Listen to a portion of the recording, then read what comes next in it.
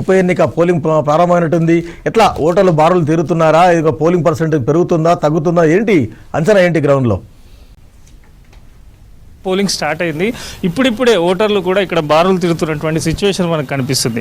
ప్రస్తుతం మనం ఉన్నటువంటి డాన్ బాస్కో స్కూలు, ఇది ఎర్రగడ్డలో డివిజన్లో ఉన్నటువంటి ప్రధాన పోలింగ్ కేంద్రం. దాదాపు ఈ బూత్లోనే 4 పోలింగ్ కేంద్రాలు ఉన్నాయి.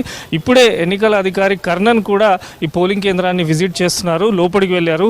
పోలింగ్ జరుగుతున్నటువంటి తీరును ఎప్పటికప్పుడు మానిటర్ చేస్తున్నారు. మరోపక్క ప్రత్యేకంగా మనం చూడొచ్చు, మొబైల్ డిపాజిట్ చేసిన తర్వాతనే ఓటర్లను లోపలికి పంపిస్తున్నటువంటి సిచ్యువేషన్ మనకు కనిపిస్తున్నది.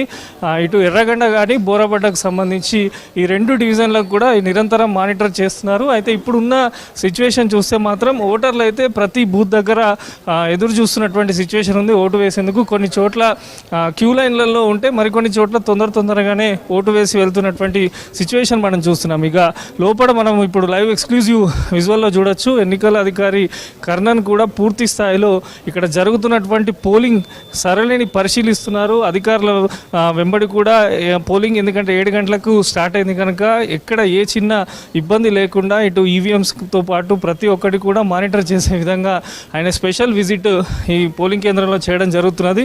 ఒకసారి మాట్లాడదాం మనం పోలింగ్ జరుగుతున్నటువంటి తీరు. సార్, ఎలా ఉంది పోలింగ్ జరుగుతున్నటువంటి సరళి? ఎక్కడైనా ఏమన్నా ఇబ్బందులు తలెత్తాయా? ఏ రకంగా కొనసాగుతుంది? అన్ని ఏర్పాటు చేయడం జరిగింది. ప్రత్యేకంగా మీరు కూడా చూస్తారు, ఓటర్ అసిస్టెన్స్ బూత్ కూడా పెట్టి ప్రతి ఒక్క ఓటర్స్కు వారు ఫెసిలిటేట్ చేయడానికి మన సైడ్ నుంచి పెట్టడం జరిగింది. మొబైల్ కలెక్షన్ కూడా పెడుతున్నారు. అదేవిధంగా అన్ని పోలింగ్ స్టేషన్స్లో పోలింగ్ మొదలైంది. ఎక్కడ ఏ ప్రాబ్లం లేదు. ఎలక్షన్ ఈవీఎం మిషన్ ఎక్కడైనా ప్రాబ్లం ఉన్నా కూడా అక్కడ కూడా రెక్టిఫై చేసుకొని ఆల్ 407 దీనిలో పోలింగ్ కంటిన్యూస్గా అవుతుంది. ఎక్కువ సంఖ్యలో ప్రజలు రావాలి. ఇంకా తక్కువనే ఉన్నారు కొంతమంది, దాదాపుగా చూసిన 50 మెంబర్స్ పై ఎక్కడ లేదు. సో మీ ద్వారా మళ్ళీ రిక్వెస్ట్ చేస్తున్నాను, 6 o'clock వరకు ఉంటాయి. So generally Hyderabad voter turnout చాలా తక్కువ ఉంటాయి. సో మీ ద్వారా మళ్ళీ రిక్వెస్ట్ చేస్తున్నాను, ఎక్కువ సంఖ్యలో వచ్చి ఓటు వేయాలని కోరుకుంటున్నాను. సో ఇప్పటికే చాలా కేంద్రాలు విజిట్ చేసినట్టున్నారు. ఎలా ఉంది సార్ సిచ్యువేషన్? స్టార్ట్ అయినప్పటి నుంచి అధికారులు కానీ భద్రత విషయంలో ఎట్లా ఉంది ఓవరాల్? చాలా పీస్ఫుల్గా ఉంది. ఇది చాలా పకడ్బందీగా చేస్తున్నారు అండ్ కేర్ఫుల్గా ప్లాన్ చేసుకుని చేయడం జరుగుతుంది. అండ్ మానిటర్ కూడా కంటిన్యూస్గా చేస్తున్నాం, ఎక్కడ ఏ ప్రాబ్లం లేదు.